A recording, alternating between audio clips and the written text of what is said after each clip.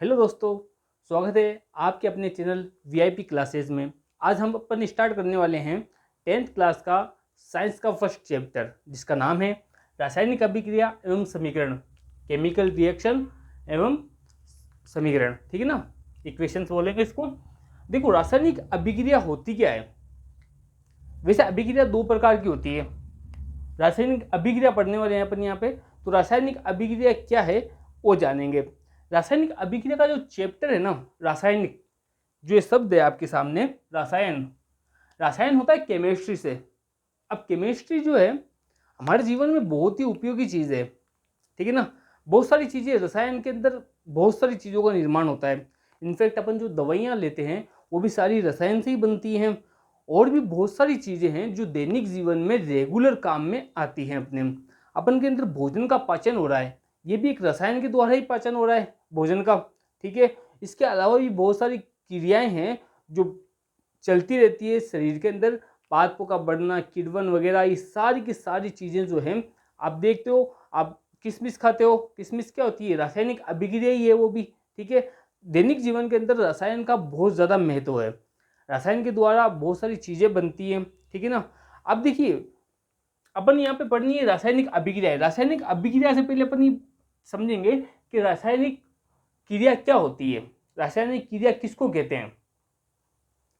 रासायनिक क्रिया वो होती है जिसके पश्चात, मान लो कि कोई क्रिया हुई है, ठीक है ना, और क्रिया के पश्चात उस क्रिया का मूलभूत जो चीज़ है उसके अंदर चेंजिंग आ जाए।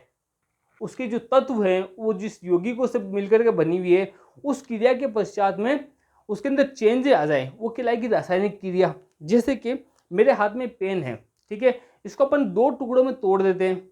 जैसे इसको तोड़ेंगे तो इसमें चेंजिंग हुआ है, लेकिन इसमें रासायनिक अभिक्रिया के अंदर कोई भी चेंज नहीं आएगा इसके अंदर। ठीक है ना, इसमें भौतिकी परिवर्तन आएगा। भौतिकी कैसे, फिजिकली चेंजिंग हो रहा है इसमें। क्यों? क्योंकि इसका आपने स्वरूप चेंज कर दिया है। आपने जिसको, जो पेन आपको नजर आ रहा था, इसके जो पार्ट्स हैं, जो अवयव कण हैं, वो तो वैसे ही हैं अंदर से, लेकिन वो अलग अलग भागों के अंदर बट गए, वो एक अलग बात है। लेकिन कई बार क्या होता है, जब क्रिया, रासायनिक क्रिया होती है, तो उसके अंदर स्वरूप चेंज हो जाता है चीज का।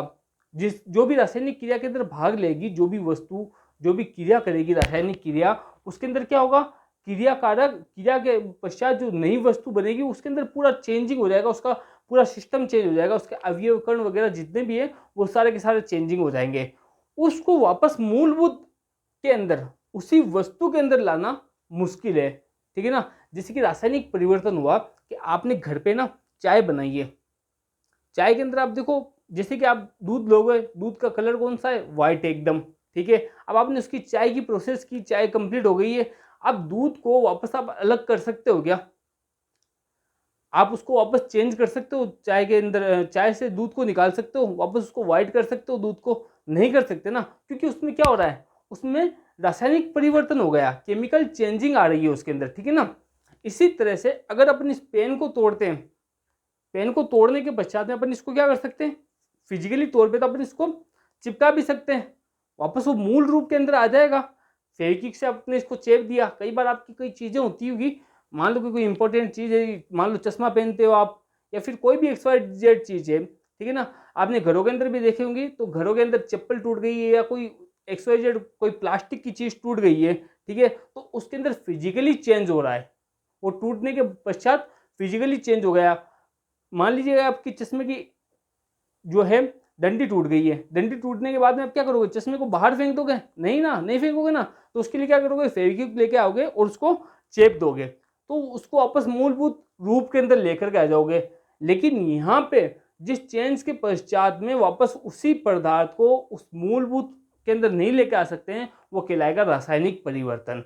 तो अपन यहाँ पे रासायनिक अभिक्रियाएं पढ़ेंगे। ठीक है ना, रासायनिक अभिक्रिया क्या होती है उसके बारे में अपन देखेंगे। रासायनिक अभिक्रिया तो मैंने आपको बता दिया कि रासायनिक अभिक्रिया होने के पश्चात जो तत्व होते हैं, जो भी उनके अंदर बहुत मूलभूत चेंजिंग आ जाती है। ठीक है, तो उसके कुछ दैनिक जीवन के अंदर अगर अपन उदाहरण देखते हैं, तो उदाहरण क्या है, रासायनिक परिवर्तन का उदाहरण देखिए। दूध का फटना, सबसे पहले देखो दूध का फटना। मान लीजिए कि गर्मी का मौसम है और आपने फ्रीज में दूध नहीं रखा है, और दूध को आप जब वापस गर्म कर रहे हो, तो क्या देखोगे कि दूध बाहर छलनी छलनी हो गया है, दूध फट गया है। तो यहाँ पे दूध फटने के बाद में वापस पहले जैसा दूध हो सकता है क्या? नहीं हो सकता ना पहले जैसा दूध। दूध जब अपने मूल स्वरूप के अंदर नहीं लौट रहा है तो ये क्या हो रहा है, रासायनिक चेंजिंग हो रही है उसके अंदर, ठीक है ना, केमिकल चेंजिंग हो रही है, इसमें रासायनिक परिवर्तन हो रहा है। इसी तरह से अंगूर का किण्वन, ये किण्वन एक प्रक्रिया के जरिए से, किण्वन से कई सारी चीज़ें बनती है, वैसे तो और भी चीज़ें होती हैं, ठीक है ना। तो किण्वन के जरिए से जब आप रासायनिक परिवर्तन होता है, अंगूर है आपके पास में, उसमें किण्वन होगा, किण्वन के पश्चात वो बन जाएगी किशमिश, जिसको आप दाग भी बोल सकते हो, ठीक है ना। किशमिश बन गई, और किशमिश क्या है, रासायनिक चेंजिंग है, उसको वापस आप अंगूर के अंदर चेंजिंग नहीं कर सकते हो।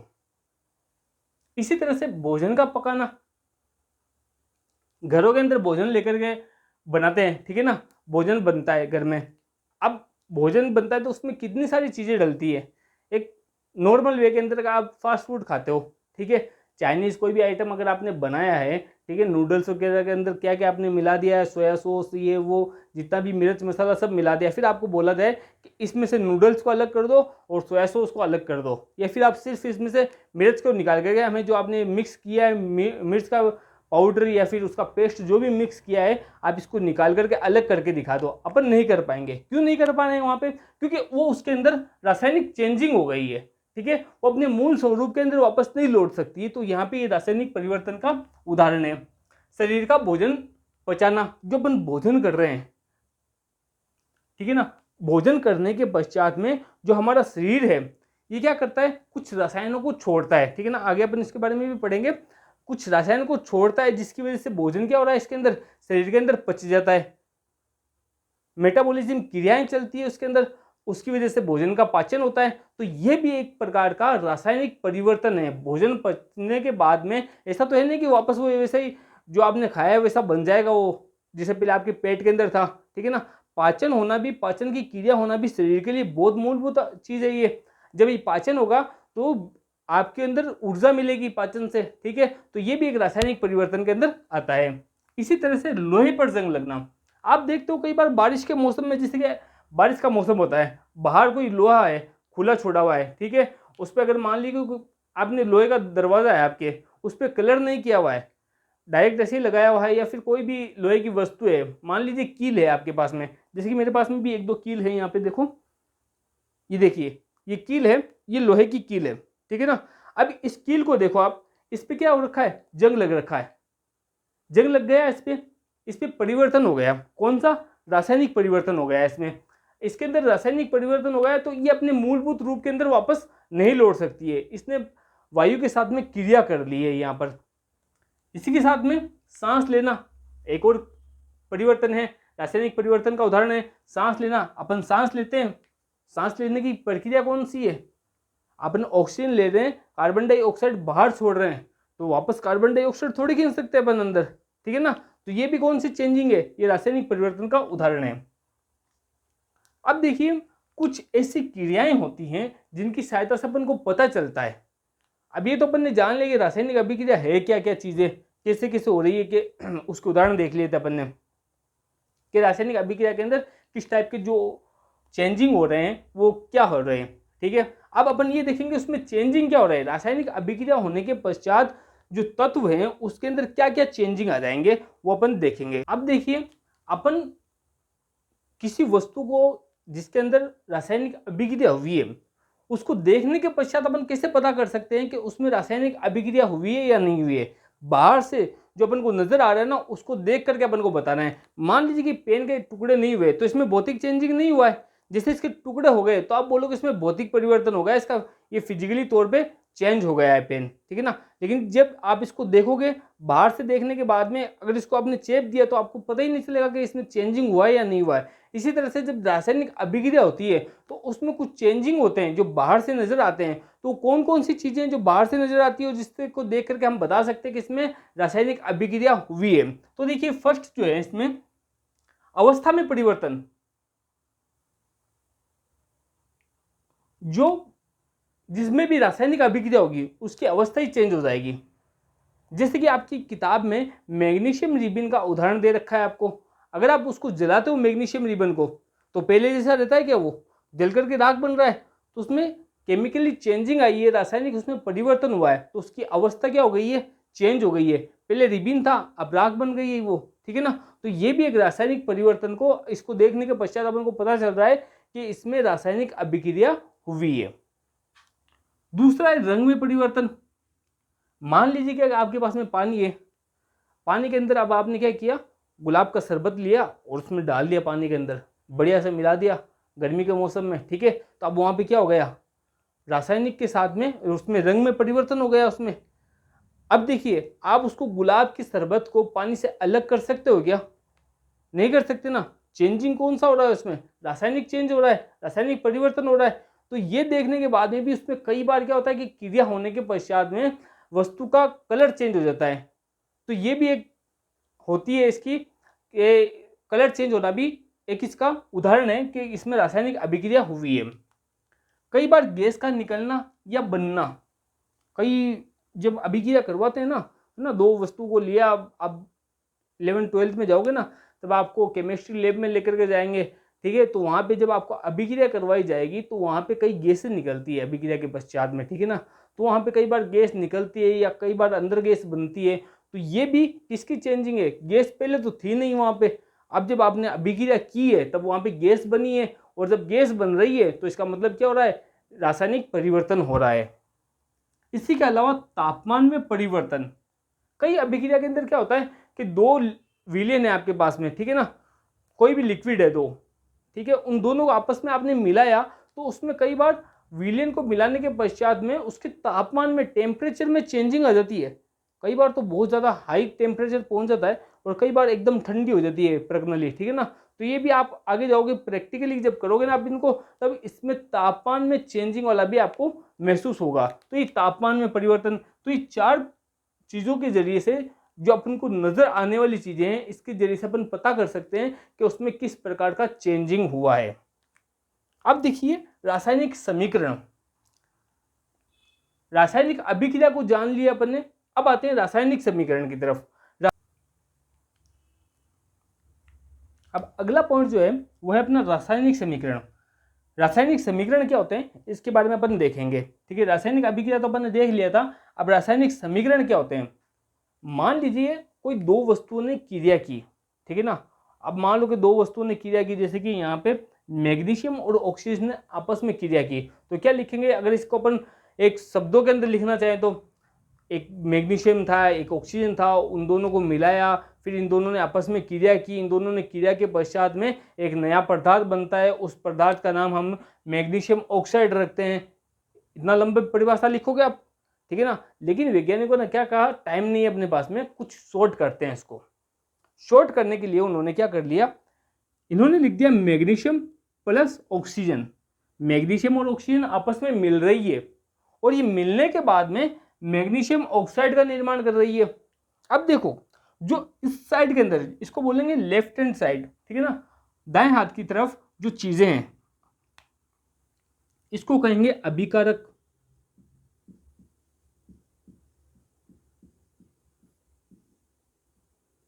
या क्रियाकारक भी बोल सकते हैं इसको।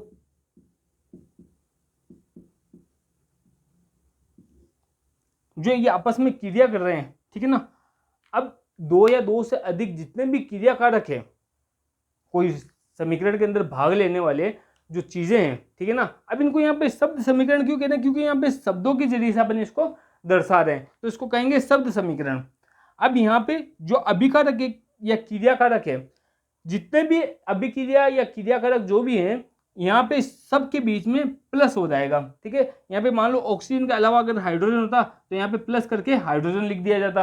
ये सारे प्लस के निशान के साथ में आपस में जुड़ते रहते हैं। ये जो क्रियाकारक जो होता है ना, वो हमेशा एक एरो के जरिए से अपन को पता चल जाएगा कि रासायनिक अभिक्रिया हुई है। ये इस तरह से आपको एरो का निशान, तीर का निशान रहेगा, इस तीर के निशान से आपको पता चल जाएगा कि इस साइड वाले ये क्रियाकारक हैं, क्रिया के अंदर, रासायनिक क्रिया के अंदर भाग लेने वाली चीजें हैं, और जो नया पदार्थ बन रहा है उसको, ये राइट हैंड साइड की तरफ जो नया पदार्थ बनेगा ये राइट हैंड साइड की तरफ बनेगा, ठीक है ना। तो इसको बोलेंगे उत्पाद। ये अपने पास में नई चीज बनी है। अब यहाँ पे जरूरी नहीं है कि उत्पाद एक ही बने, एक से अधिक भी बन सकते हैं उत्पाद। ज्यादा वस्तुएं हैं तो कई बार ऑक्सीजन बाहर निकल रही है, कई बार हाइड्रोजन बाहर निकल रही है, कई बार जल बाहर निकल रहा है, ठीक है ना। तो इसके पश्चात में जो भी आपके पास में एक्स्ट्रा में चीजें आएंगी वो यहाँ पे प्लस के निशान के साथ में लिख दी जाएंगी। तो आपको ये समझ में आ गया, ये जो क्रिया के अंदर भाग लेते हैं उसको तो अपन कहेंगे यहाँ पे क्रियाकारक या अभिकारक, ठीक है ना। क्रिया में भाग लेने वाले हो गए क्रियाकारक, और ये क्रिया करने के पश्चात में जो नया निर्माण कर रहे हैं, जो जिस चीज का निर्माण हो रहा है उसको कहेंगे उत्पाद। उत्पाद आम हिंदी का वर्ड है, ठीक है ना, तो आप इसको आसानी से समझ सकते हो। और इन दोनों के बीच में एरो के निशान के जरिए से इसको समझाया जाता है। एरो किधर रहेगा, एरो जो आपकी तीर का निशान है वो रहेगा उत्पाद की तरफ में, और जो तीर की टेल है, हेड रहेगा उत्पाद की तरफ में, और जो टेल है, पूंछ जो है वो रहेगी अभिकारक के पास में, ठीक है। तो इस प्रकार से आप रासायनिक ये शब्द समीकरण को लिख सकते हो। ये शब्दों के जरिए से समीकरण को दर्शाया गया। अब मान लो कि यार ये शब्द समीकरण भी कुछ बड़े हो रहे हैं, ठीक है ना। जैसे कि मैं आपको एक उदाहरण देता हूँ, आप किसी अपनी स्कूल में पढ़ते हो, ठीक है, और आपकी स्कूल का नाम मान लो कि लाल बहादुर शास्त्री स्कूल है। आपने एप्लीकेशन लिखनी है छुट्टी की, आपको छुट्टी चाहिए। छुट्टी सुन के बड़ा मजा आ गया आपको ना, छुट्टी चाहिए आपको स्कूल से, और आपने उसके लिए क्लास टीचर ने आपको कंपलसरी करके रखा है कि आप एप्लीकेशन लिखोगे। कई बच्चे क्या करते हैं, कई बच्चे क्या, बड़ी क्लास में तो अक्सर बच्चे लिखते ही हैं और ये शॉर्ट लिखा जाता है, ठीक है ना। अब मान लो कि जैसे कि एमपी है, एमपी का पूरा नाम क्या है, मध्य प्रदेश, लेकिन उसको क्या लिखते हैं, एमपी। इसी तरह से यूपी का पूरा नाम क्या है, उत्तर प्रदेश, उसको शॉर्ट में क्या लिखते हैं, यूपी। इसी तरह से आपको समझाने के लिए बता दूं कि आपकी स्कूल का नाम है लाल बहादुर शास्त्री, तो इसको लिख देंगे LBS, लाल बहादुर शास्त्री। जो भी आप सीनियर सेकेंडरी स्कूल आगे लगा दोगे, लेकिन आपको यहाँ पे क्या नहीं करना पड़ा, एक तो लाल, फिर बहादुर, फिर शास्त्री, बहुत लंबे वर्ड नहीं लिखने पड़े, 3 वर्ड्स के अंदर आपका काम हो गया, ठीक है ना। तो इसी तरह से वैज्ञानिकों ने ये पता किया था कि जब अपन किसी भी चीज को, कोई समीकरण, शब्द समीकरण है, तो उस शब्द समीकरण के लिए कुछ और शॉर्ट कर सकते हैं क्या, टाइम बचा सकते हैं क्या अपना। तो उन्होंने अपने टाइम के हिसाब से फिर कुछ उनके सूत्र दे दिए, ठीक है ना। अलग अलग जो अभिकारक या क्रियाकारक या उत्पाद जो भी बन रहे थे उनके अलग अलग नाम दे दिए, उनका सूत्र दे दिया उनके नामों के अकॉर्डिंग, ठीक है। उसी के हिसाब से फिर उनको लिखे जाने लगा। तो इस सूत्र के जरिए से जो शब्द समीकरण को चेंज किया जाता है, इसको अपन बोलते हैं ढांचा समीकरण। किताबों के अंदर इसको ढांचा समीकरण लिखा जाता है, कई बार इसको कंकाल समीकरण भी लिखते हैं कई किताबें, ठीक है ना। तो इसको बोलेंगे ढांचा या कंकाल समीकरण। ये क्या होगा, ये है तो मूल स्वरूप यही चीज है, जैसे कि मैंने आपको बताया था LBS का, आपकी स्कूल का नाम का है, तो ये LBS आपकी स्कूल लाल बहादुर शास्त्री ना, यहाँ पे कोई चेंजिंग नहीं हो रही है। लाल बहादुर शास्त्री ही रहेगी। आपके टीचर देखते ही समझ जाएंगे कि भाई हाँ ये अपनी स्कूल की बात कर रहा है। तो यहाँ पे भी कुछ जो क्रियाकारक है, मैग्नीशियम को लिख दिया Mg के जरिए से, मैग्नीशियम का Mg लिख दिया और ऑक्सीजन का O2 लिख दिया, ये इन्होंने सूत्र बना दिए इसके। अब मैग्नीशियम ऑक्साइड का लिख दिया MgO, ये मैग्नीशियम ऑक्साइड बन गए हैं यहाँ पे। तो इस प्रकार से इन्होंने शब्द समीकरण किया, कंकाल समीकरण का निर्माण करते हैं ये, और अपन को सुविधा के हिसाब से ये एक नई चीज मिल जाती है। तो इस तरह से आप समझ सकते हो कि आपको यहाँ पे कंकाल समीकरण किसको कहते हैं, जिसके अंदर शब्दों को किसी वर्ड्स के जरिए से लिख करके दर्शाया जाता है, वो कहलाएगी ढांचा समीकरण या कंकाल समीकरण। ये बहुत छोटी हो जाती है, तो यहाँ से आपको समझने के अंदर और ज़्यादा इजी रहता है। तो यहाँ तक का, अभी तक का जो भी अपन ने पढ़ा है, आप इसको नोट करते हुए चलिए, और ये क्लास कैसी लगी आपको नीचे कमेंट बॉक्स में ज़रूर बताइएगा, ताकि आने वाली वीडियो के अंदर अपन इसके आगे के पार्ट्स लेकर के पढ़ेंगे। जो भी